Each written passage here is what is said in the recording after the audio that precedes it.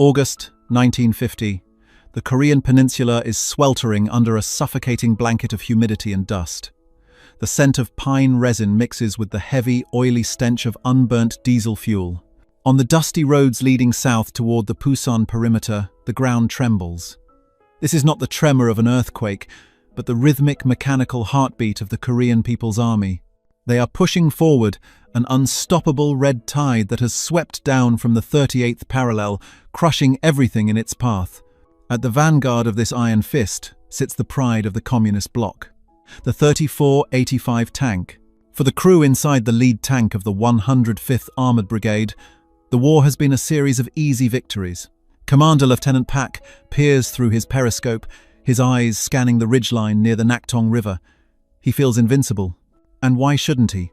For weeks, his unit has rolled over American positions as if they were speed bumps. The intelligence briefings were clear. The Americans were soft. They were unprepared. But most importantly, their equipment was garbage. Pak knows the American arsenal better than they know it themselves. He knows that the American bazooka rounds bounce off the sloped frontal armor of his 34 tank like hail off a tin roof. He knows that the American M24 Chaffee light tanks are nothing more than aluminum coffins, exploding at the mere sight of his 85mm main gun. The Soviet advisors had promised them that nothing in the American inventory could touch the frontal armor of a 34. They were the kings of the road. But on this humid morning, the physics of the battlefield are about to change. Pak orders his column to halt. Something feels wrong. The valley ahead, a narrow choke point surrounded by rice paddies and low hills, is too quiet. The birds have stopped singing. The crickets are silent. There is a metallic taste in the air. He traverses the turret, scanning the tree line 300 meters away. He sees nothing but shadows and heavy foliage. Driver, forward, slow speed, Pak commands. The 34 lurches forward, its tracks grinding the dry earth. Then, it happens. There is no screech of a dive bomber. There is no telltale roar of a heavy artillery barrage. There is only a sharp, violent crack, like a thunderclap, occurring inside a steel drum. 50 meters to Park's right, the number 2 tank in the formation violently shudders. A shower of sparks erupts from the upper glacis plate, the thickest, most heavily sloped armor on the tank.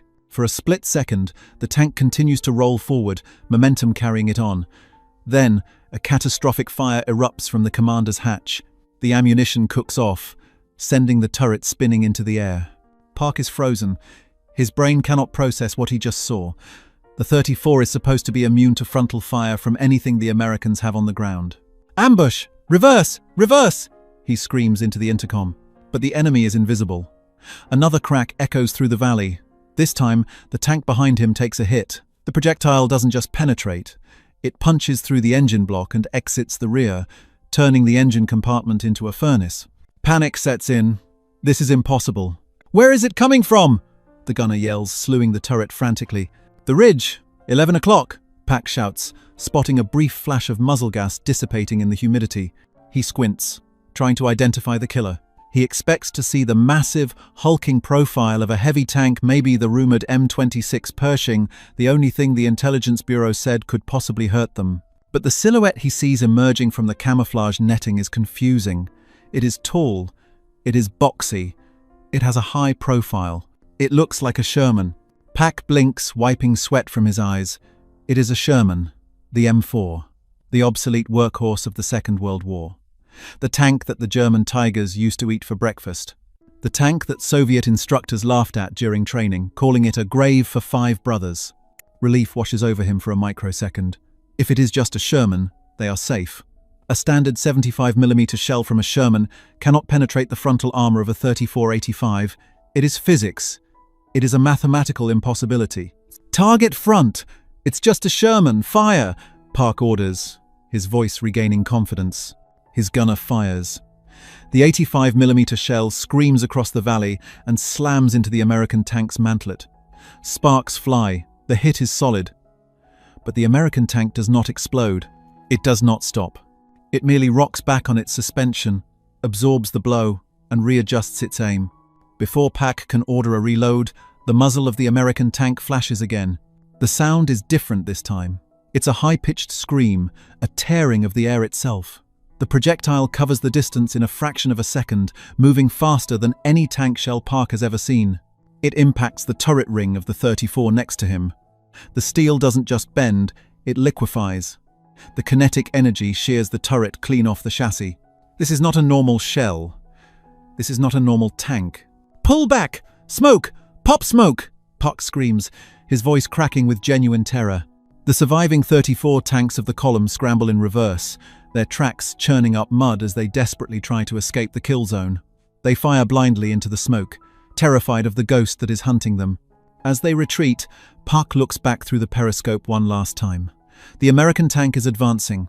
It moves with a strange fluidity, its suspension eating up the rough terrain, its gun barrel surprisingly long, tracking them with robotic precision. They were told the Americans were bringing knives to a gunfight, but whatever that machine was, it just swatted the Soviet Union's best armor aside like a toy. Before we analyze the mystery of this lethal new adversary, if you enjoy deep dives into the military history that shaped our modern world, make sure to subscribe to Cold War Impact. We uncover the forgotten stories of the conflict that divided the globe. Now, let's get back to the Nakhtong River. The retreat is chaotic. The invincible 105th has been bloodied. Back at the forward command post, roughly 5 kilometers behind the front line, the atmosphere is tense. Lieutenant Pak climbs out of his hatch, his uniform soaked in sweat and grease. He is trembling, not from fatigue, but from a shattering of his reality. He has to report this to the colonel, but what can he say? That they were routed by a relic? He finds the battalion commander, Colonel Kim, standing over a map table smoking a cigarette. Kim looks up, expecting a report of another breakthrough. "The ridge is taken," Kim asks, his voice flat. "No, Comrade Colonel." Pak says, standing at attention, his eyes fixed on the tent canvas. "We were repelled. We lost 3 tanks. 2 more are damaged." Kim drops his cigarette. "Repelled? By what? Air support? The Americans have no heavy armor in this sector." "It was tanks, Comrade Colonel," Park admits quietly. "Shermans." Kim stares at him for a long moment, then lets out a short, incredulous laugh. "Shermans? You let yourself be beaten by Shermans? Did you forget to load armor-piercing rounds? Did you fall asleep?" He steps closer, poking Pak in the chest. The 34 is superior to the Sherman in every way. Armor, gun, mobility. This is cowardice. "It was not normal, Comrade Colonel." Pak insists, his voice rising. "I saw it. We hit them. The rounds bounced. But they hit us from 800 meters. Through the glacis. Through the mantlet. 1 shot, 1 kill. The projectile, it moved too fast. It was like a laser." Kim narrows his eyes. He is a veteran of the Manchurian campaigns. He knows men panic, but he also knows the sound of genuine fear. "Impossible," Kim mutters. "The Americans use the 75mm gun. It cannot penetrate you from that range. Unless..." Kim grabs his binoculars and walks out of the tent, looking toward the distant smoke rising from the valley. He knows the Americans are desperate. He knows they are rushing everything they have to the Puzan perimeter. Is it possible they have deployed a new weapon? A secret modification? Or is his tank commander hallucinating? "Get the recovery vehicle," Kim orders, his voice cold and calculating. "We are going to the front. I want to see these super Shermans for myself, and if I find out you fled from a standard M4, you will be shot for desertion." They move out under the cover of the settling dusk. They need to recover the wreckage of the lead tank. They need to inspect the holes. They need to understand what kind of ghost is haunting the Nakhtong River. Because if the Americans have found a way to make their obsolete steel relevant again, the entire invasion plan is in jeopardy. As they approach the burning hulk of the lead 34, the smell of roasted metal is overpowering. Kim jumps down and climbs onto the scorched chassis of the dead tank. He shines a flashlight on the entry wound. He stops. He runs his gloved finger over the hole. It is small, surprisingly small, but it is punched through 4 inches of sloped hardened steel as if it were paper. There are no jagged edges. It is a clean, surgical puncture. "What could do this?" Kim whispers to himself. "This isn't just a bigger gun. This is something else entirely. The Americans have changed the rules of the game, and the North Koreans don't even know what game they are playing anymore." Night falls over the Pusan perimeter. Under the flickering light of a kerosene lantern, Colonel Kim continues his grim investigation. The wrecked 34 tank is cooling, the metal ticking as it contracts in the night air. The smell is a nauseating mix of burnt rubber and roasted pork. Kim runs his hand over the entry wound on the turret again. It defies logic. Standard American anti-tank doctrines rely on mass. They use big, heavy shells to smash armor. But this is different. The hole is barely larger than a heavy machine gun round, yet it punched through the thickest part of the turret and exited the other side. "Bring the caliper," Kim snaps at his aide. He measures the diameter of the hole. 76 millimeters. He frowns. The math doesn't work. The Americans have 76 millimeter guns. They are mounted on the M10 tank destroyers and some later model Shermans. But the Soviet manuals, the Bibles of tank warfare provided by Moscow, were explicit. The standard American 76 millimeter shell, the M62, travels at roughly 790 meters per second. At ranges over 500 meters, it should struggle to penetrate the sloped frontal armor of a 34. But Park's tank was killed from nearly a kilometer away, and the shell went through the armor like a hot needle through wax. "Could it be the British?" the aide asks nervously. "The 17-pounder gun?" Kim shakes his head. "Intelligence says the British brigade is 20 miles south. This is the American 2nd Infantry Division. They are supposed to be ragtag, poorly equipped." He climbs down from the wreck and looks out into the darkness. The psychological impact of this weapon is already spreading through the ranks. The tank crews, men who walked with the swagger of conquerors just yesterday, are now whispering in huddles.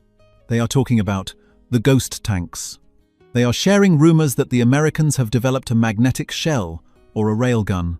If Kim cannot explain this, morale will collapse. A tank crew that doesn't trust its armor is a defeated crew. The next morning, the mystery deepens.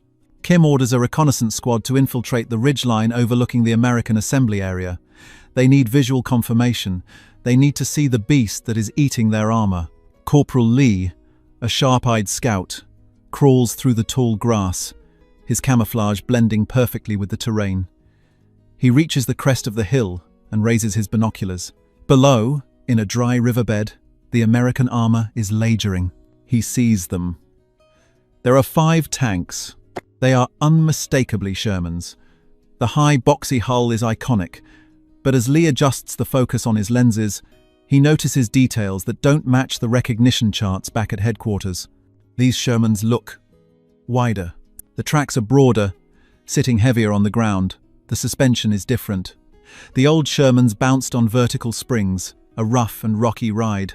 These tanks seem to sit on a more complex horizontal suspension system that hugs the terrain. But it is the gun that draws Lee's attention. It is long, much longer than the stubby 75mm guns on the Shermans they destroyed in Seoul. And at the end of the barrel, there is a distinct muzzle brake, a device to reduce recoil. Lee watches as an American crew loads ammunition. He expects to see the standard black-tipped, armor-piercing rounds. Instead, he sees the loader handling a projectile that looks strange. It is lighter. The tip isn't blunt. It is sharp, encased in a strange lightweight shell. He snaps a photograph with his long-range camera. Back at the command bunker, Colonel Kim studies the developed grainy photo. He compares it to the silhouette of the M26 Pershing. It's not a Pershing, it's definitely a Sherman, but it's a Sherman on steroids. "Look at the tracks," Kim points out, tapping the photo. 23 inches wide. The standard Mite 4 has 16-inch tracks. This tank floats over the mud. It is more agile. "And the gun?" the aide asks. "It's the 76, Kim mutters.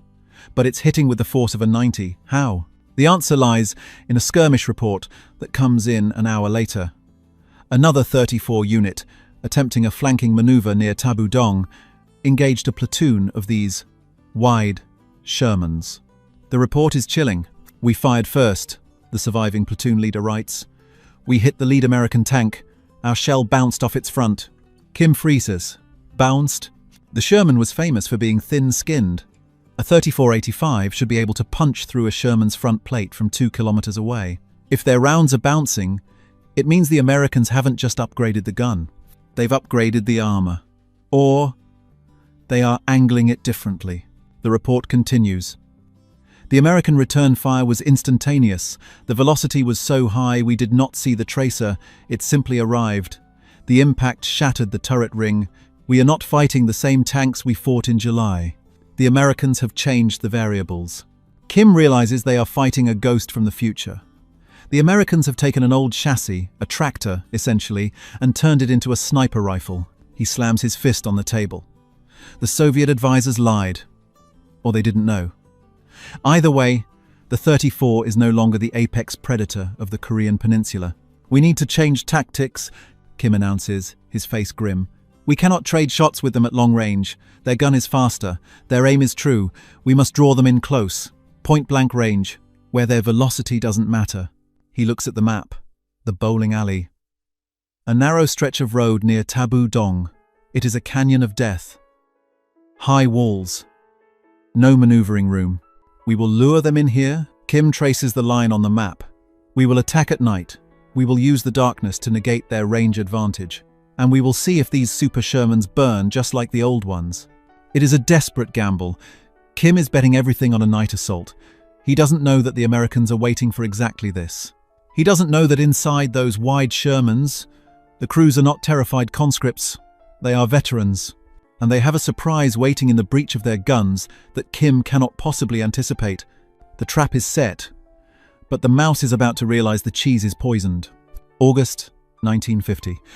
The sun has vanished behind the jagged peaks of the Sobuksan Mountains, plunging the valley into a suffocating, inky blackness. This narrow corridor of dirt and gravel running north of Taegu is known on the maps as the Tabu Dong Road, but by tomorrow morning, the American soldiers entrenched on its flanks will have given it a new name, the Bowling Alley. For Colonel Kim, crouching in the command hatch of his 34, the darkness is a weapon.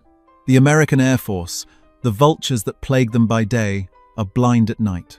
The technological gap is supposed to close when the sun goes down. In the dark, warfare becomes primal. It becomes a knife fight in a phone booth. And in a knife fight, the 34, rugged, simple, and brutal, is the superior blade. Engine off. Listen, Kim whispers into the radio. The column of 1334 tanks sits motionless. The silence is heavy, broken only by the chirping of cicadas and the distant, rhythmic thud of American artillery pounding the hills miles away. Kim is waiting for the sound of movement. He wants to catch the Americans sleeping. Then he hears it. Not the roar of engines, but the clanking of metal. The Americans are repositioning. They are close, less than 400 meters. Driver, start engine, forward, crush them. Kim screams, breaking radio silence. 13 diesel engines roar to life, coughing black smoke into the night air. The North Korean armor surges forward, their headlights flicking on to blind the enemy. This is shock tactics 101. Overwhelm the senses. Close the distance. Ahead, the shapes of the American tanks emerge from the shadows. They are the same wide-tracked monsters, the Super Shermans, blocking the road like sentinels. Fire! Kim commands. The lead 34 fires. The 85mm shell streaks through the dark, missing the lead American tank by inches and slamming into the rock face behind it. The explosion illuminates the valley for a split second. Kim grins. The Americans are sitting ducks. They are stationary targets. But then, the sky turns into day. From the American rear, mortars launch illumination rounds. Star shells burst overhead, drifting down on parachutes, bathing the valley in a harsh, flickering magnesium-white light. The shadows vanish. The North Korean tanks are exposed, stark black silhouettes against the white road. And then, the Super Shermans answer. What happens next defies everything Kim understands about tank gunnery. Usually, a tank must stop to fire accurately. The 34 has to brake, let the suspension settle, and then the gunner can aim. It takes precious seconds. But the American tanks begin to move backward, retreating slowly while keeping their front armor pointed at the enemy. And as they move, their guns remain locked on target, floating eerily level as the hull bounces over the rough terrain. Crack! The lead 34, commanded by Kim's most experienced lieutenant, explodes. It doesn't just catch fire, it disintegrates. The turret is blown clear off the ring, cartwheeling into a rice paddy. Crack! Crack! 2 more shots, 2 more kills. The American rate of fire is inhuman. They are firing every 5 seconds, and they aren't missing. Keep moving! Close the gap!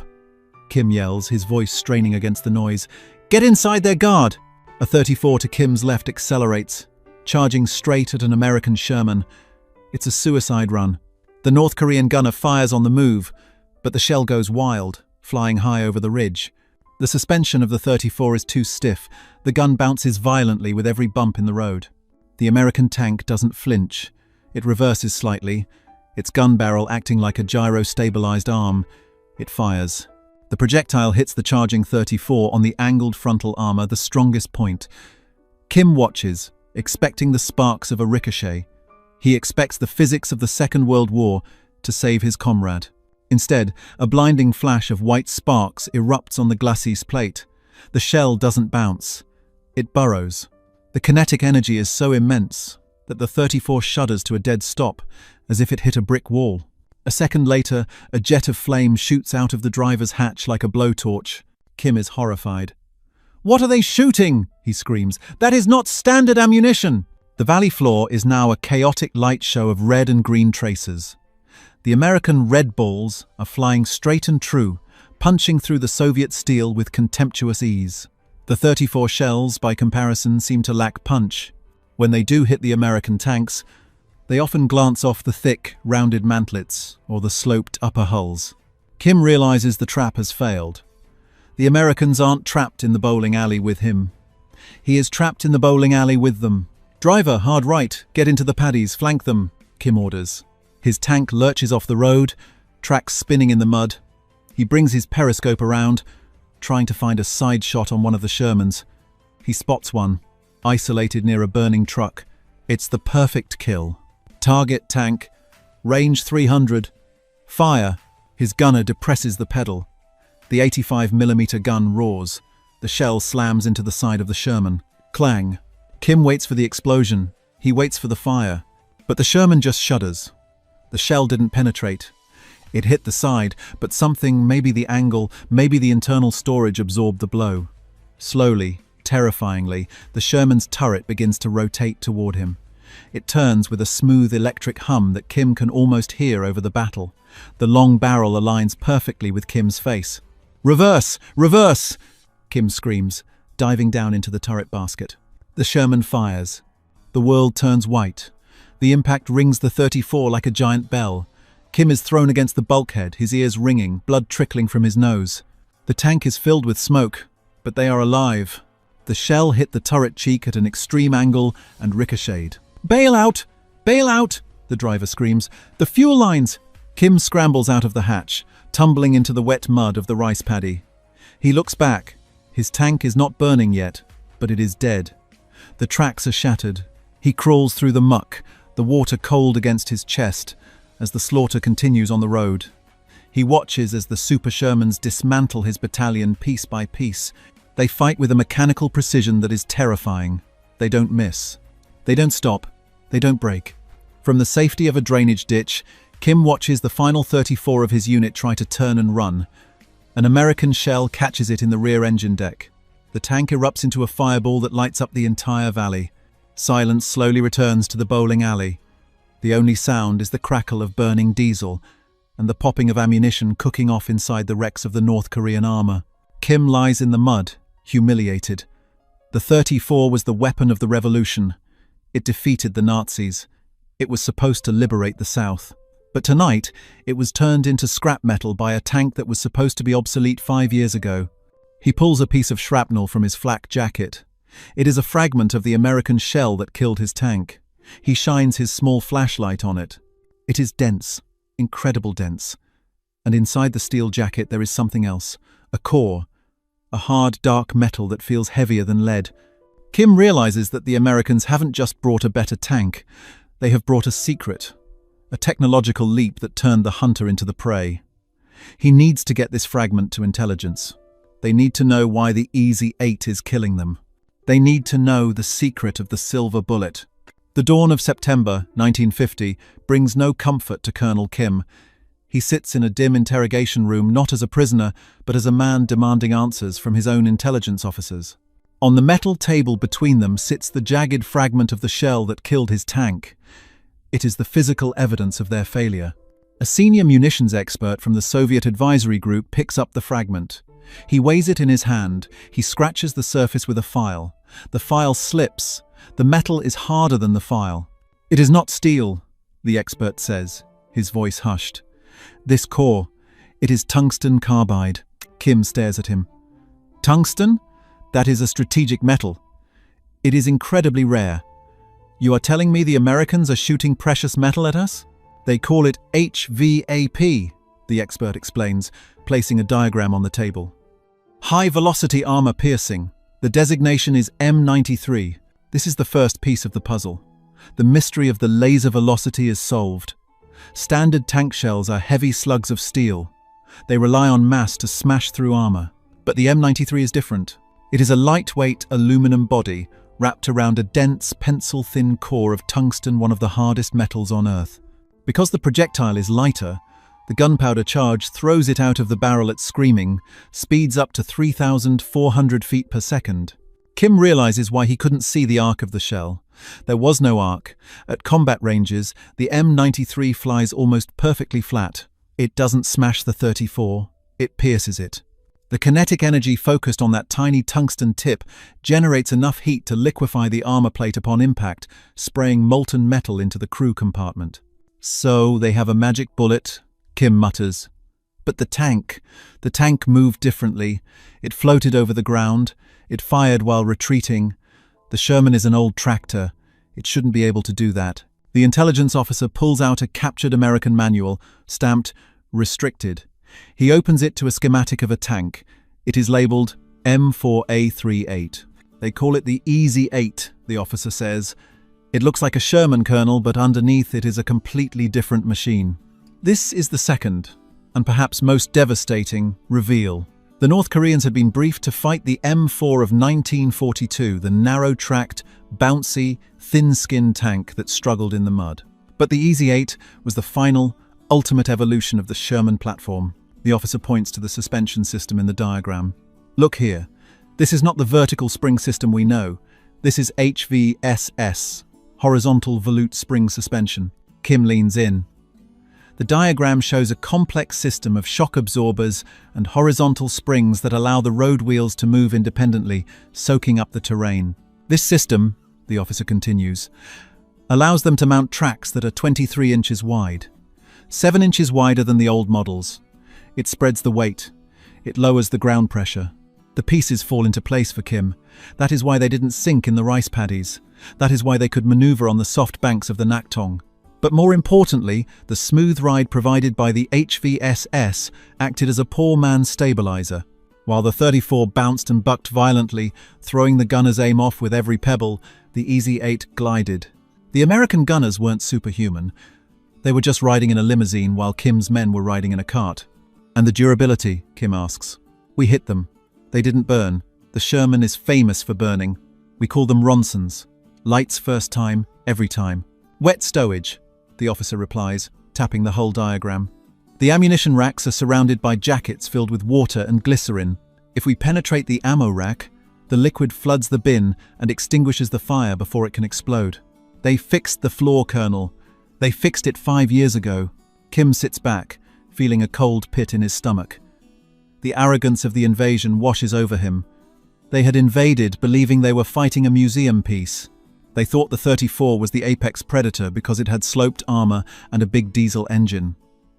They ignored the fact that tank warfare is not just about armor thickness, it is about the system. The 34-85 was a revolutionary tank in 1941, but by 1950, it was cramped, blind, and ergonomically a nightmare. "There is one more thing," the officer adds, hesitating. "The crews." Kim looks up. "What about them?" "We intercepted radio chatter during the battle at the bowling alley. These are not occupation troops. These are not fresh recruits from the States." The officer plays a reel-to-reel tape. The voice cutting through the static is calm, professional, almost bored. It speaks with a southern drawl. "Gunner, traverse right. Steady on. Fire." "That is the voice of the 70th Tank Battalion," the officer says. "And the 72nd. Many of these men fought in Europe. They fought at the Battle of the Bulge. They fought at Remagen. They have lived in these tanks for 5 years. Kim closes his eyes. This is the final nail in the coffin. The 34 has a 2-man turret. The commander has to command the tank, search for targets, talk on the radio, and aim the gun. He is overworked. He is exhausted. When the hatch is closed, he is blind. The Easy-8 has a 3-man turret. The commander commands, the gunner shoots, the loader loads. The American commander has a 360-degree vision cupola. He can see the battlefield. He can spot the 34 before the 34 even knows he is there. And the loader. Inside the spacious hull of the Easy-8, the loader has room to work. He can feed that 76mm gun a new shell every 4 or 5 seconds.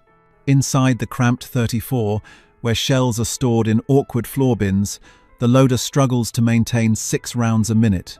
In a duel, the American tank fires 2 shots for every one of the North Koreans. And with the tungsten HVAP round, the first shot is all that matters. "We lost," Kim whispers. "We didn't lose because of numbers. We lost because we underestimated the machine." The Battle of the Bowling Alley was not an anomaly. It was a forecast. In the weeks that followed, the statistics would paint a grim picture. By the end of 1950, the North Korean armored forces, the spearhead that had almost pushed the United Nations into the sea, had effectively ceased to exist. American surveys of the battlefields would later reveal the truth. While air power claimed many kills, the tank-on-tank battles were decisive. The obsolete M4 Sherman, armed with the high-velocity gun and the silver bullet ammunition, was responsible for destroying more 34s than any other tank in the conflict, more than the heavy Pershings, more than the Pattons. The Easy-8 was the perfect weapon for Korea. It was light enough to climb the steep hills that the heavy Pershings couldn't manage. It was reliable enough to run for hundreds of miles without The air in Spaso House on August 4, 1945, was thick with a cloying sweetness.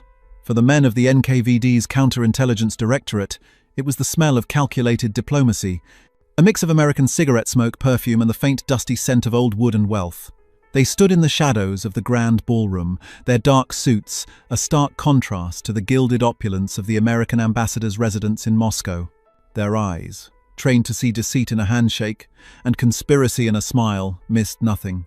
They watched as Ambassador Averell Harriman, a man who radiated the easy confidence of inherited power, accepted a gift. The gift was presented by a delegation of uniformed children from the young pioneers of the Soviet Union, their faces scrubbed and earnest. It was a gesture of friendship, they were told, to commemorate the wartime alliance between the two nascent superpowers. The object itself was magnificent, a hand-carved wooden replica of the Great Seal of the United States. Nearly 2 feet across, crafted from exotic woods, polished to a deep, reverential sheen. The eagle, with its olive branch and arrows, was rendered in exquisite detail. A senior officer, a man who had spent 2 decades hunting ghosts and spies in the labyrinthine corridors of Soviet power, felt a familiar, cold certainty settle in his gut. It was a Trojan horse. It was, to his professional mind, almost laughably obvious. A hollowed-out piece of wood, presented by the state, to be hung in the personal study of the most powerful American in the USSR? It was an amateurish, almost insulting gambit. His mind was already cataloguing the possibilities. A crude microphone connected to a wire running through the wall, a battery-powered transmitter with a limited lifespan, perhaps even a simple acoustic channel, a cleverly designed resonance tube to funnel conversations to a listening post in the room above. Ambassador Harriman, unaware or perhaps simply unconcerned, was charmed. He promised to hang it in a place of honor in his study, a room where the most sensitive matters of statecraft were discussed. The NKVD officer allowed himself a thin, internal smile. The Americans, for all their industrial might, could be so wonderfully naive. They trusted in goodwill. The Soviets trusted in physics. That night, after the diplomats had retired and the lights of Spaso House were low, the officer and his team of specialists arrived. They were the best in the Soviet Union, men who could dismantle a Swiss watch in the dark and find a hidden wire in a ton of concrete. They brought with them the pinnacle of 1940s counter-surveillance technology, bulky radio frequency detectors, magnetic anomaly sensors, and even a primitive, experimental X-ray machine that had to be wheeled in on a heavy cart. They worked with quiet, methodical precision. The Great Seal was carefully taken down from the wall. The officer ran his fingers over the smooth, polished surface, feeling for seams, for the telltale imperfection of a hidden panel. There were none. The craftsmanship was flawless. The seal was a single, solid piece of art. His team began the sweep. They scanned it for any radio emissions. The needles on their dials remained stubbornly, unnervingly still. They searched for the magnetic signature of a coil, a transformer, or the metal casing of a battery. Nothing. They bathed it in X-rays. The ghostly black and white images revealing nothing but the dense, uniform grain of the wood. There were no hollow cavities, no batteries, no wires, no tubes, no microphone. There was nothing.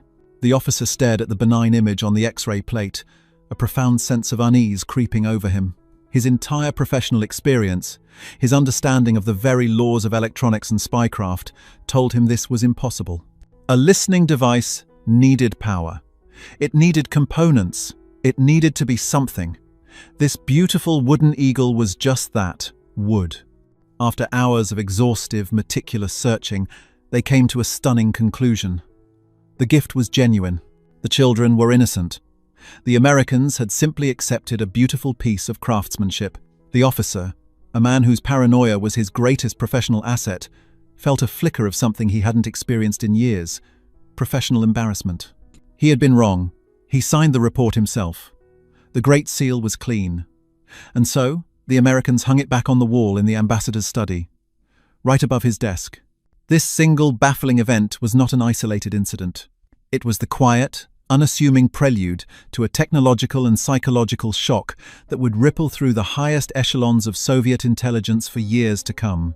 To understand the story of how this simple wooden carving became one of the most audacious and successful espionage operations of the Cold War, and to explore the technologies that defined this clandestine conflict, make sure you subscribe to Cold War Impact. To grasp the depth of the KGB's eventual shock, one must first step inside their world in the aftermath of the Second World War. The Soviet intelligence apparatus, forged in the fires of revolution and paranoia under Stalin, was arguably the most formidable in the world in terms of human intelligence. They were masters of the game.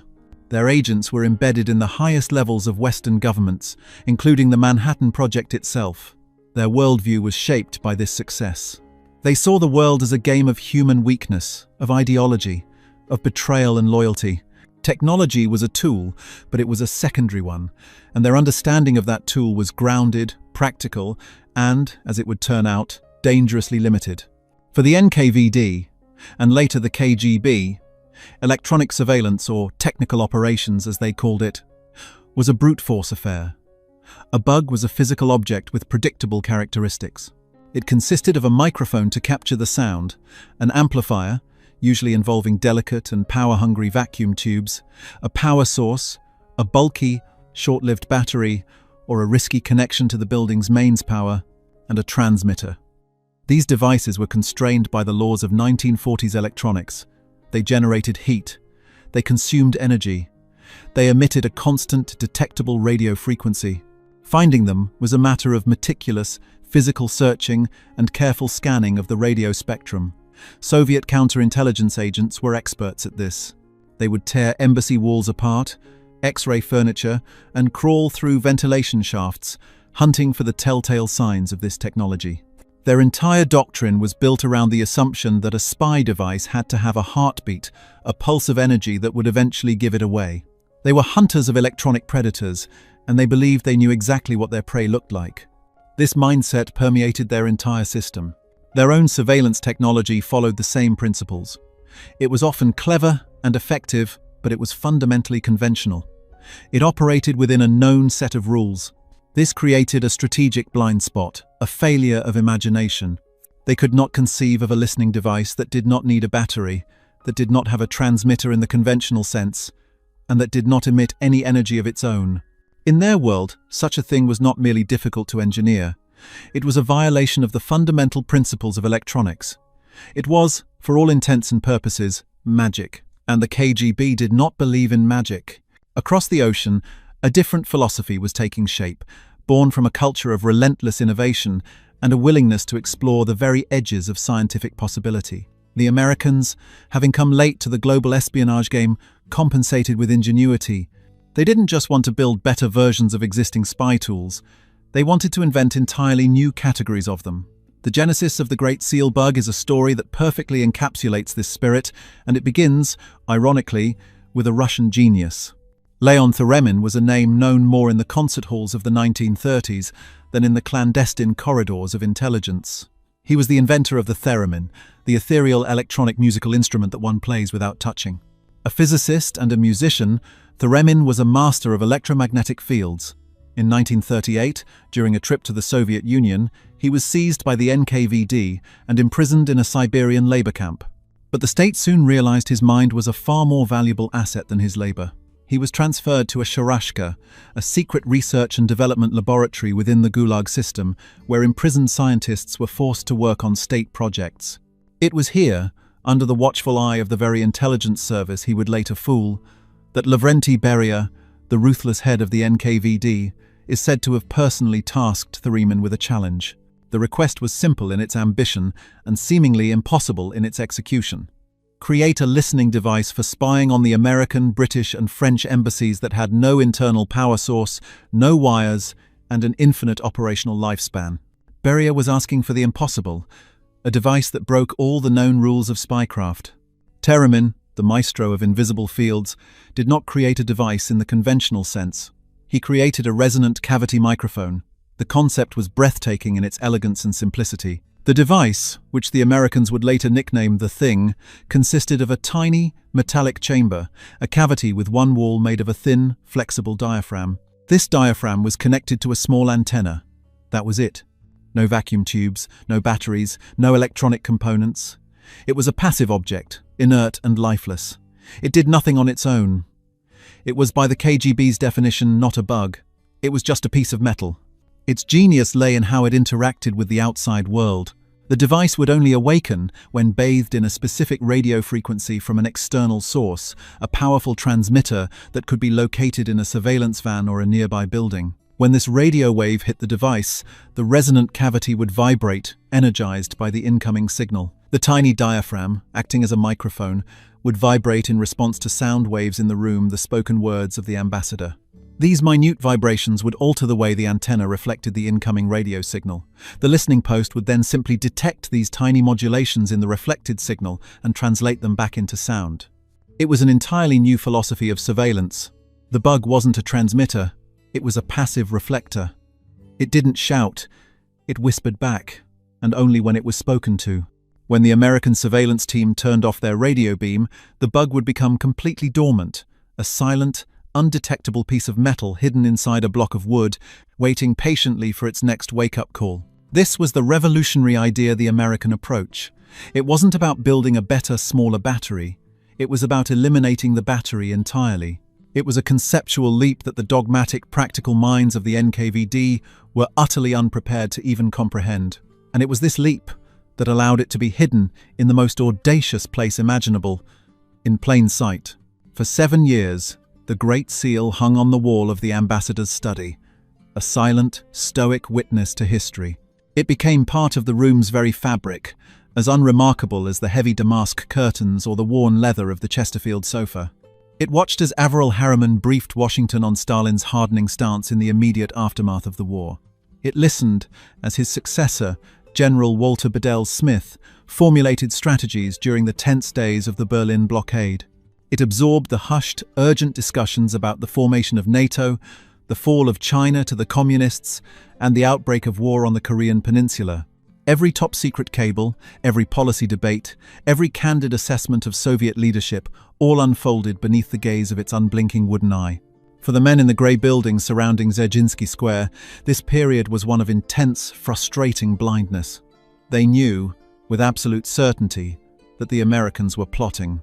They saw the grand strategic moves on the world stage, but they were desperate for the nuances, the internal disagreements, the moments of doubt that would give them an edge.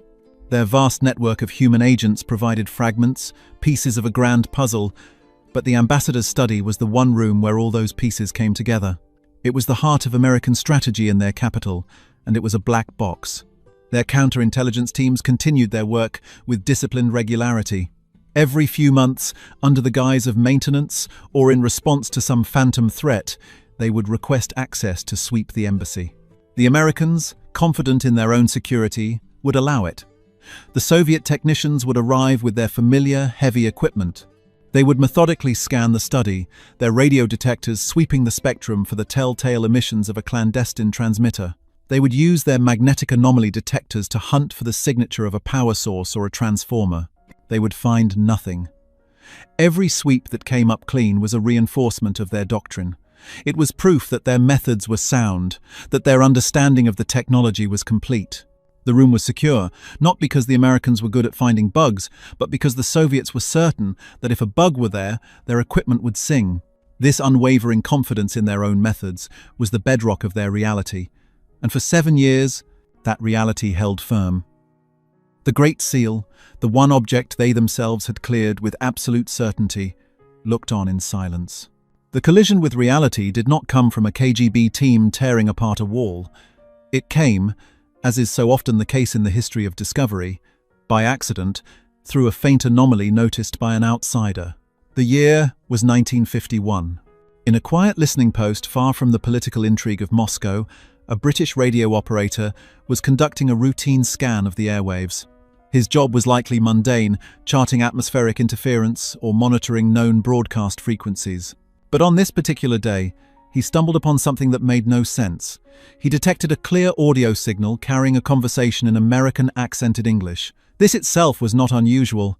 Diplomatic and military signals crisscrossed the ether constantly. But this signal had bizarre properties. It was riding on an unmodulated carrier wave, a pure, clean radio signal with no information on it. Stranger still, the audio of the American voices was only present when this specific carrier wave was active. When the carrier wave stopped, the voices vanished. It was as if someone were using a powerful searchlight to illuminate a ghost. The operator, trained to recognize patterns, understood he was looking at something fundamentally new. This wasn't a broadcast. A broadcast sends its own signal from its own power source. This was something else entirely. This was a reflection. The audio was somehow being imprinted onto the carrier wave from a distance, like an echo off a canyon wall that had somehow learned to speak. The British, realizing the profound intelligence implications, quietly informed their American allies. The initial reaction in Washington was one of profound skepticism. The State Department's Security Division had an almost religious faith in their own counter-surveillance procedures. Spaso House was swept regularly. It was clean. The British report was likely a mistake, a ghost in the machine, a strange atmospheric reflection. But the British were insistent. The signal was real. Reluctantly, the State Department dispatched 2 of its top technical security officers, Joseph Bezgian and John W. Ford, to Moscow. Their mission was delicate: find a bug that their own protocols insisted could not exist, and do it without alerting the ever-watchful Soviets that they were even looking. Upon arriving at the embassy, they began their own covert search. They couldn't simply walk into the ambassador's study with bulky equipment. Instead, they had to replicate the conditions the British operator had described. Working late at night, they built a simple, tunable radio receiver. The first challenge was identifying the illuminating signal, the invisible searchlight that was bringing the ghost to life. They began scanning, searching for a powerful, unmodulated carrier wave. They found it, emanating from a Soviet-owned building just across the street. Now for the critical test. They tuned their receiver to the same frequency. At first, there was only the clean hiss of the carrier wave. They needed sound in the target room. An embassy staffer was instructed to go into Ambassador George F. Kennan's empty study and read aloud from a newspaper. Suddenly, through the receiver's headphones, Bezgian and Ford heard it. Faint, but unmistakably clear. The voice of their colleague reading from the day's news. The British were right. There was a listening device in the ambassador's study. A device that had been broadcasting their secrets for years. The hunt was on, but it was a hunt in the dark. The bug was passive. It had no power source to detect. The only way to find it was to activate it with the Soviet signal and then try to pinpoint where the modulated reflection was coming from. This was agonizingly slow and imprecise. Worse, every time they used the Soviet signal to hunt for the bug, they were potentially alerting the Soviets that they were onto them. They needed their own illuminator. Working in secret, they constructed a portable battery-powered radio generator that could replicate the Soviet frequency. Now, they could hunt on their own terms. Armed with their signal generator and a sensitive detector, They began a painstaking room-by-room search of Spaso House. Late one night, they entered the ambassador's study. They turned on their generator, bathing the room in an invisible field of radio energy. One officer held the detector, a small device that would beep in the presence of the modulated reflected signal. They started with the obvious places: the telephone, the lamps, the baseboards. Nothing. They moved to the heavy wooden desk.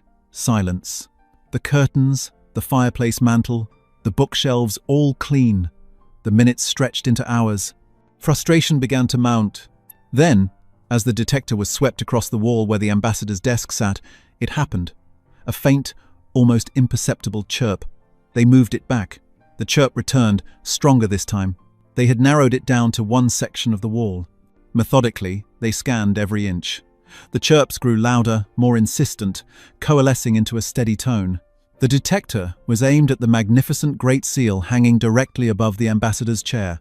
As they brought the instrument closer to the carved eagle's head, the tone rose in pitch to a steady, piercing whine. It was screaming. The sound was deafening. They had found it. The bug was inside the gift of friendship that had been presented 7 years earlier. The immediate aftermath was a cascade of controlled internal panic. The seal was carefully removed from the wall.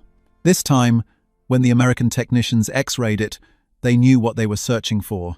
There it was, no bigger than a pencil, a tiny metallic object nestled deep inside the wood behind the eagle's beak. A small antenna and a shimmering mushroom-shaped post inside a tiny hollowed-out cylinder. There were no wires, no batteries, nothing that their previous sweeps were designed to find. The sheer, breathtaking audacity of it was stunning. The feeling in the room was a toxic cocktail of humiliation, fury, and a terrifying, grudging respect for the mind that had conceived it. 7 years. Truman, the Marshall Plan, the Korean War. Every secret, every strategy, every unguarded thought spoken in that room had been siphoned directly into the ears of the Kremlin. For the Soviets, the discovery was marked not by an explosion, but by an unnerving silence. One day, their priceless source of intelligence simply went dead. The listening post across the street, which had for years been a hive of activity, transcribing and analyzing every word from the ambassador's study, was suddenly faced with static. The window had been shuttered. They would have had no immediate way of knowing why. Had the device finally failed after so many years of perfect operation? Had the Americans changed the acoustics of the room, muffling the sound? The most terrifying possibility that their perfect, undetectable device had been detected would have been the last one they considered. Their secret was so profound, their technology so far beyond the Americans' known capabilities, that its discovery was almost as inconceivable as its invention. This sudden, inexplicable silence was the first crack in the foundation of their technological certainty. The game had changed, the board had been reset, and one of their most powerful pieces had just been silently swept from it, leaving them staring into a bewildering void. The discovery of the Thing did not mark the end of a story. It was the beginning of a new and far more terrifying chapter. For the American intelligence community, holding the dissected components of the Great Seal bug was like an astronomer holding a meteorite from an alien world. It wasn't just a clever gadget. It was proof of a different kind of physics, a different way of thinking about the world. They had been playing chess, while the Soviets, for 7 years, had been moving pieces that were invisible. This single, elegant device systematically dismantled their understanding of electronic security. It forced them to accept a chilling reality. Their most secure rooms were not secure, and their most advanced detection methods were obsolete. The pattern of the Cold War, a struggle of ideology and armies, now had a new, invisible front line. The very air within their own embassies. The knowledge was immediately weaponized. Understanding the principle of a passive, resonant cavity device meant they could now build detectors specifically for it. The hunt was no longer for the sound of a heartbeat, but for the echo of a ghost. American counterintelligence teams, armed with new portable signal generators, began sweeping their facilities around the world, not just looking for active bugs, but actively pinging the rooms, listening for the telltale modulated reflection of their own signal. The game had been elevated. The Americans were now hunting for spies that didn't exist until they were looked for. But the most potent use of this discovery was not defensive, it was theatrical. For years, the Americans held the knowledge of the Great Seal bug as a closely guarded secret. They studied it, learned from it, and developed countermeasures. But in May of 1960, the perfect stage for its unveiling presented itself. The Soviet Union had just shot down an American U-2 spy plane, capturing its pilot, Francis Gary Powers. At the United Nations, Soviet Premier Nikita Khrushchev was in a state of high dudgeon, accusing the United States of aggressive, outrageous espionage. He was painting the USSR as the innocent victim of American treachery. It was a masterpiece of political indignation. Valerian Zorin, the Soviet ambassador to the UN, sat at his delegation's table, watching the performance with grim satisfaction. The Americans were on the back foot, humiliated on the world stage. Then, the American ambassador, Henry Cabot Lodge Jr., requested the floor. Zorin likely expected a weak denial, a series of diplomatic platitudes. Instead, Lodge began to speak of a gift, a gesture of friendship from the Soviet people to Ambassador Harriman 15 years prior. From the Soviet perspective, this was a bizarre and irrelevant tangent. Lodge continued, his voice calm and measured, describing the beautiful, hand-carved Great Seal of the United States. And then, aides brought it forward and placed it on an easel in the center of the Security Council chamber for the entire world to see. It was a moment of pure, calculated political theater. Zorin and his delegation would have stared in cold, rising dread. They knew what that seal was. For years it had been their crown jewel, their most perfect secret. To see it here, under the bright lights of this international forum, was like seeing a ghost from a past life. Lodge explained how this symbol of friendship had hung in the ambassador's study in Moscow. He spoke of the trust it represented. Then, with the practiced motion of a surgeon, he used a small tool to pry open the eagle's beak.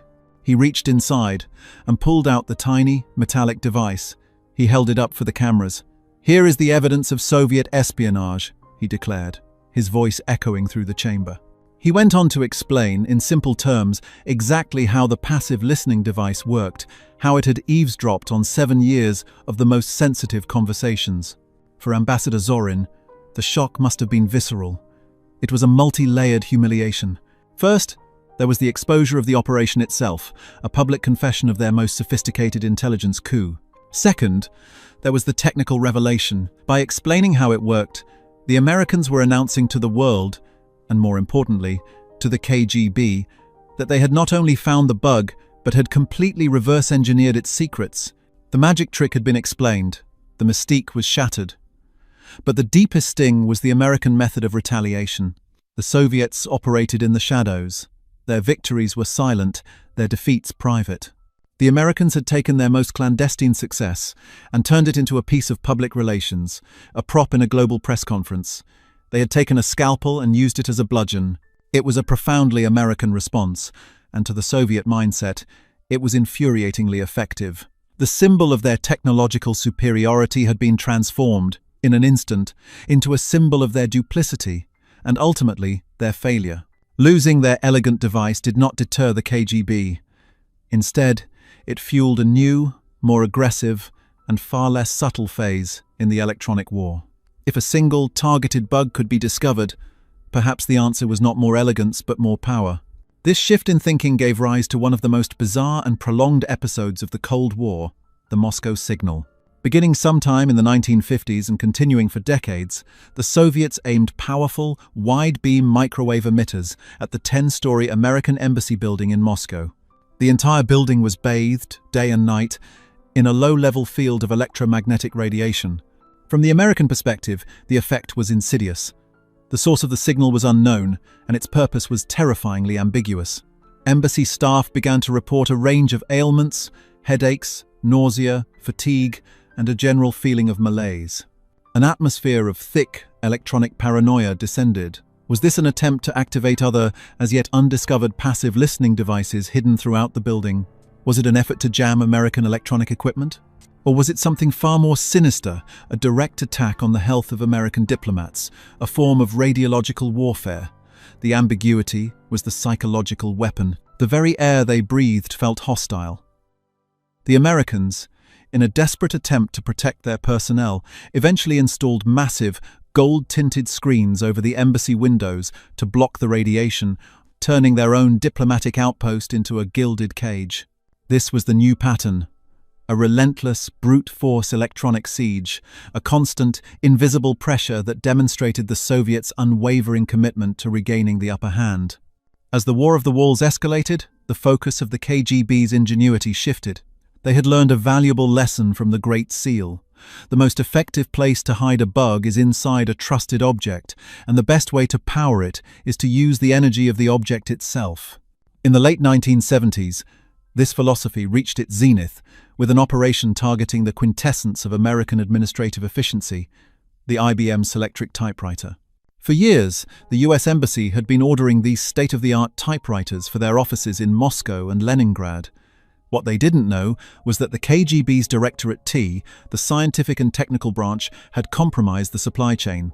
Before the typewriters ever reached the embassy, Soviet technicians would open them and install a breathtakingly sophisticated bug. These were not simple microphones.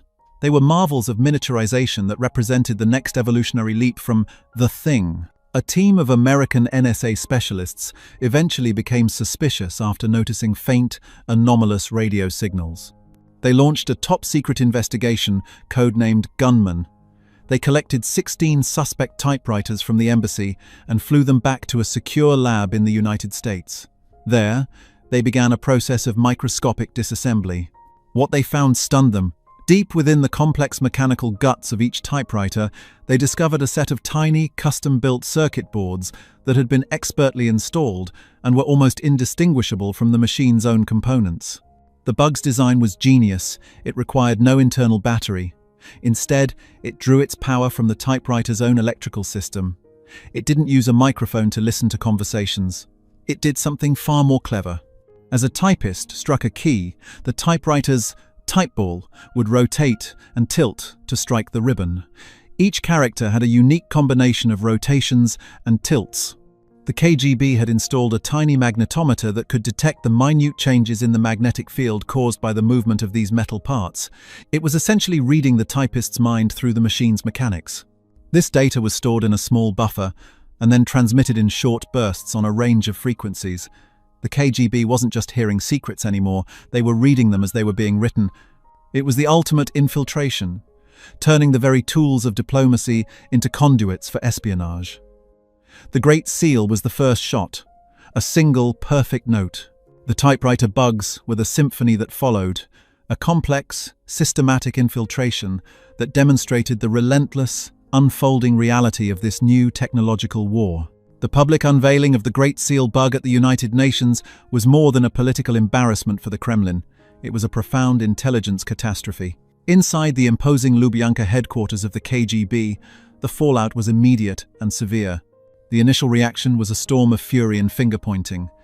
Heads would have rolled. Careers that had been built on the success of this perfect operation would have been abruptly and brutally ended. But once the rage subsided, a colder, more terrifying realization began to dawn within the upper echelons of Directorate T, the KGB's scientific and technical branch. The Americans hadn't just found the bug.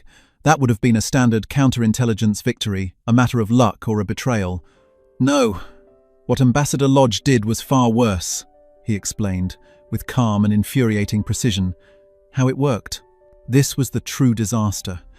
It meant they hadn't just been outmaneuvered, they had been understood. Their revolutionary concept, the secret principle of passive resonant cavities that had given them an almost godlike omniscience for 7 years, was now common knowledge. The magic trick had been demystified. The Americans had reverse-engineered their ghost. This dawning truth sent a shockwave through the KGB's technical services. Their entire operational doctrine for high-level electronic surveillance had been predicated on a simple, arrogant assumption that they were technologically and conceptually superior. They believed their passive devices were so far beyond Western comprehension as to be practically invisible. They had operated with the confidence of men who held a key to a lock no one else knew existed. Now, they had to confront the reality that the Americans had not only picked the lock, but had also distributed blueprints for it to every locksmith in the world. Internal reports from this period would have been filled with a frantic, paranoid search for the source of the leak. Had a scientist from Thuriman's old Sharashka defected? Had a KGB officer been turned? The idea that the Americans, whom they viewed as technologically capable but philosophically unsubtle, could have independently deduced the principle through sheer scientific reasoning was the most difficult and humbling conclusion to accept. It meant they were no longer facing a predictable opponent who thought only in terms of batteries and wires. They were facing an equal. The 7-year holiday from the known laws of physics was over. The game was now a symmetric, grinding war of attrition. The Soviet response to this new reality was a stark reflection of their system's strengths and weaknesses. Having lost the advantage of subtlety, they turned to overwhelming force. Their first major countermeasure was the Moscow signal. This was not spycraft. It was electronic warfare waged against a single building. The decision to bathe the American embassy in a constant wide-beam field of microwave radiation was a tacit admission of defeat in the realm of elegance. If they could no longer be certain of placing a single, perfect bug, they would instead create an environment so electronically hostile that it might activate a dozen unknown devices, jam American communications, or, as a bonus, inflict a deep and abiding psychological stress on the occupants. The Moscow signal was a desperate effort, a blunt instrument used where a scalpel had once sufficed. It revealed the limitations of their system when confronted with an adversary who had caught up. Centralized, top-down innovation had allowed for the brilliant leap of the thing, but now they struggled to adapt. They fell back on what they knew: massive power output and military-grade hardware. They were trying to solve a complex problem by simply turning up the volume, hoping the sheer power of the signal would compensate for their lost technological edge. For years, the Americans couldn't be certain of its purpose, and this ambiguity was its primary success. It created an atmosphere of fear and uncertainty. But as a method of gathering intelligence, it was a clumsy and indiscriminate gamble compared to the surgical precision of the Great Seal. At the same time, Directorate T did not abandon its pursuit of ingenious gadgets. Their efforts culminated in the sophisticated typewriter bugs discovered in the late 1970s. The technology was brilliant, a masterpiece of miniaturization and covert engineering. Yet, the entire operation carried the seeds of its own failure. The Americans, having been burned so badly by the Great Seal, had fundamentally and permanently changed their security posture. They had lost their innocence. They now operated under the assumption that the KGB was capable of almost anything. Their counterintelligence teams were no longer just looking for known threats. They were actively hunting for the unknown, for the next impossible invention. The discovery of the typewriter bugs during Project Gunman was a perfect example of this new paradigm. The NSA team that disassembled the IBM Selectrix wasn't looking for a specific device. They were looking for anomalies. They were hunting for anything that didn't belong, anything that seemed too clever, too neat. The KGB's brilliance had become its signature. The very sophistication of the bug was what gave it away to an opponent who was now expecting sophistication. This was the trap the Soviets had laid for themselves. By demonstrating their genius with the Great Seal, they had conditioned their enemy to look for genius everywhere. Their attempts to counter the American advantage were consistently failing because the advantage was no longer just technological, it was philosophical. The Americans had learned to be as paranoid and as imaginative as they were. The human cost of this escalating electronic war was immense, and it was felt most acutely by the American diplomats and their families living within the besieged Moscow embassy. The Moscow signal transformed their daily lives into a low-grade horror film. The very air they breathed was suspect. Staffers began to complain of a litany of debilitating symptoms: chronic headaches, dizziness, memory loss, bleeding from the eyes. The children seemed to suffer the most. An unacceptably high number of embassy personnel developed rare blood cancers. The State Department, while publicly downplaying the risks, was internally panicked. They began issuing hazardous duty pay. They limited tours of duty. They sent in medical teams and environmental specialists who measured the radiation levels and found them to be alarmingly high, at times exceeding the maximum exposure limits set by Soviet law itself. Life in Spaso House became a life of containment. The massive golden screens installed over the windows, meant to deflect the incoming microwaves, cast a sickly, perpetual twilight over the interior. It was a physical manifestation of their isolation, a constant reminder that the building itself was a target. Diplomats spoke of a pervasive, electronic hum that was not quite audible but always felt, a vibration in the bones that served as a constant, subliminal threat. The psychological impact was corrosive. How could you conduct the sensitive work of diplomacy when you believed the walls themselves were making you sick, that the air was poisoning your family? The fear was invisible, unverifiable, and therefore impossible to escape. It was a perfect form of psychological attrition, turning the embassy from a sovereign outpost into a high-tech haunted house. For the men of the KGB, the psychological toll was different, but just as real. The easy confidence of the 1940s had evaporated, replaced by the grinding frustration of a high-stakes arms race. Every successful American sweep, every discovered device, was a blow to their professional pride. They were locked in a cycle of innovation and discovery, forced to create ever more complex and expensive devices with a shorter and shorter shelf life. The Americans were no longer the naive, trusting diplomats of Harriman's day. They were a hardened, vigilant, and technologically formidable enemy. The reports flowing back to Dzerzhinsky Square would have painted a frustrating picture. Sweeps were becoming more frequent, security protocols more stringent. The target environment was hardening at an exponential rate. The quiet, effortless victories of the past were gone, replaced by a relentless, costly, and increasingly uncertain struggle for inches of electronic territory. The invisible war had become a grueling, never-ending siege. The long, invisible war that began with a single elegant piece of wood in 1945 was never truly about electronics.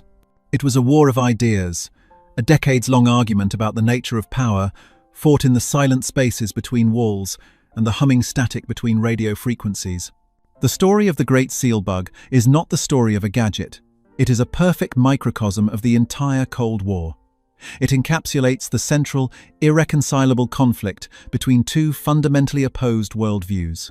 One, the American, was a system that, for all its flaws, prized disruptive innovation and individual genius. It was capable of breathtaking conceptual leaps, of creating a thing that operated on principles so novel they were initially mistaken for magic. It was a system that could be caught off guard, that could be naive, but that could also learn, adapt, and reverse engineer its enemy's magic into manageable science with astonishing speed. On the other side was the Soviet system, a vast, centralized monolith that could achieve monumental feats through sheer force of will and an almost limitless capacity for clandestine effort. It could conceive of and execute the Great Seal operation with a patience and audacity that bordered on the sublime. But it was also rigid. When its magic trick was exposed, it could not invent a new form of magic. It could only fall back on what it knew: more power, more pressure, more infiltration. The Moscow signal and the systematic bugging of the embassy's typewriters were not acts of innovation, they were acts of escalation. They were the responses of a system that believed any problem could be solved by the overwhelming application of state resources, a system whose greatest strength, its ability to mobilize the entire apparatus of government toward a single, secret end, was also its greatest weakness. It created technological marvels, but it lacked the philosophical agility to adapt when those marvels were inevitably countered. This invisible war cost untold billions of dollars and rubles, consumed the careers of thousands of spies and technicians, and defined the very architecture of diplomacy for half a century, turning embassies from houses of negotiation into electronic fortresses. The climax of this long war, the final, inevitable outcome of this clash of philosophies, was not a dramatic confrontation, but a quiet, deeply absurd monument to paranoia. In the late 1970s, during a period of supposed détente, the United States and the Soviet Union agreed to build new embassies in each other's capitals.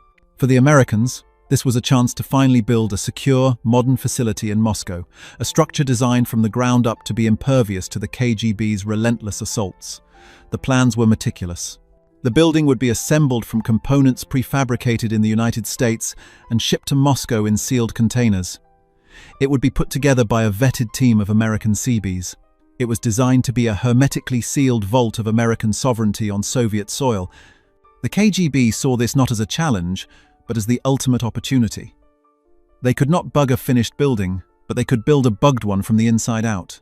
In a stunning display of long-term planning, they leveraged their control over the project's logistics.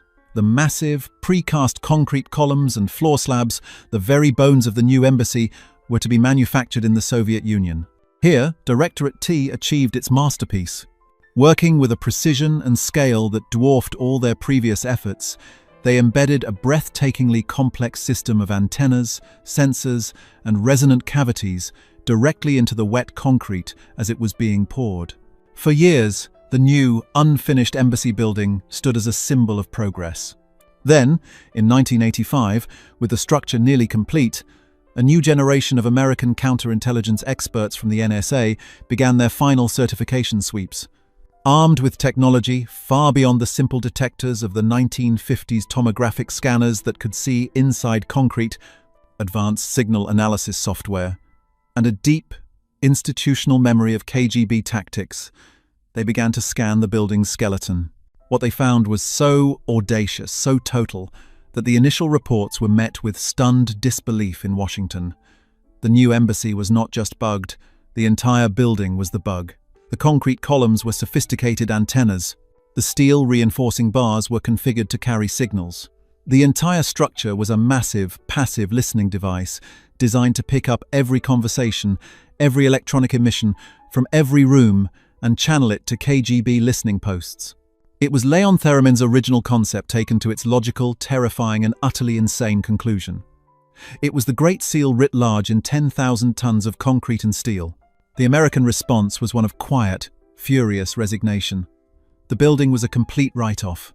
A $250 million investment was now nothing more than the world's most expensive and elaborate spy gadget. For over a decade, the new embassy stood empty, a ghost ship on the Moscow skyline, nicknamed the Top Hat by locals. The Soviets had achieved the most complete technical infiltration in the history of espionage. They had created the perfect listening post. And in doing so, they had ensured that there would never be anything worth listening to inside. It was a victory so total, it had become a strategic defeat.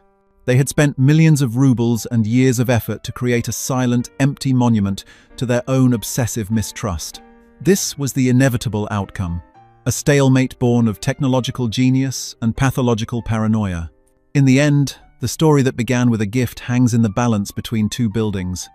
The old Spasso house, its windows still covered by golden screens, a relic of a war fought with invisible beams of energy, and beside it, the new structure, eventually torn down and rebuilt from the ground up, a testament to the fact that some betrayals are so profound they cannot be fixed, they can only be demolished. The Great Seal, that beautiful carving of an eagle clutching an olive branch and arrows, was meant to be a symbol of peace and strength. And it was, just not in the way anyone intended. It became a symbol of a hidden strength, the power of an idea so revolutionary it reshaped the world. And it was a symbol of a peace so fragile it had to be constantly guarded, a trust so thoroughly broken it could never be repaired. The silent, wooden bird, conceived in the mind of a captive genius and presented by innocent children, taught the world's great powers a final, lasting lesson: that the most secure room is worthless if you have to assume the walls themselves are listening, and that the ultimate victory in the invisible war is not in hearing your enemy's secrets, but in creating a world so steeped in suspicion that they no longer have any secrets left to tell.